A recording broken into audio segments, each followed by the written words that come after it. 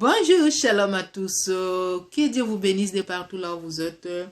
Et bon début du mois d'octobre à tout le monde qui partagera au maximum. J'espère que nous sommes le 1er octobre 2021. Donc, octobre, c'est le chiffre 10. Donc, c'est le 10e mois de l'année. Et j'aime ce mois. Youhou, car bientôt sera le jour de mon anniversaire. Et je bénis Dieu pour ce mois. Et j'aimerais vous parler un tout petit peu sur le chiffre 10 que j'ai toujours l'habitude de passer, vous expliquer.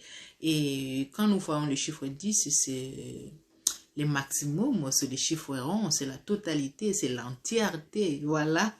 C'est ça, voilà, en fait. Et j'aimerais vous expliquer un peu de quelque chose que la Bible nous a parlé concernant les chiffres 10, que tout le monde le sait. Premièrement, on a dit commandement de Moïse, n'est-ce pas?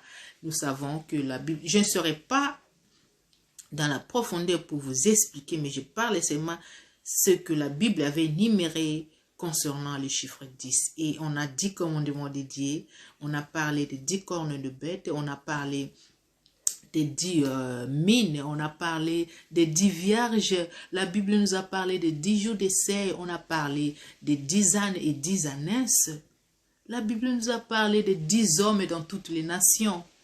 Et on a considéré aussi le chiffre 10 comme un chiffre de supériorité, que le roi de Babylone avait trouvé Daniel et ses 3 compagnons qui étaient Anania, Michaël et Azaria, 10 fois sages et intelligents. La Bible nous parle aussi des chiffres 10 comme un chiffre de difficulté, comme il y avait 10 lépreux, il y avait des 10 femmes vierges, il y avait des 10 jours de tribulations. La Bible a parlé de 10 agressions verbales envers Job. La Bible a parlé aussi de 10 fois les Israélites ont provoqué Dieu. La Bible nous a parlé de 10 femmes dans un même four. Donc il y a beaucoup de choses que la Bible nous a parlé. Mais nous, en tant que les enfants de Dieu, nous allons considérer les chiffres 10 comme un chiffre de supériorité, de maximiser tout ce qui était boité dans nos vies, d'accomplir nos rêves, de réaliser tout ce, donc accomplir tout ce qui ne marchait pas dans nos vies. On sera des supérieurs. On va tout totaliser.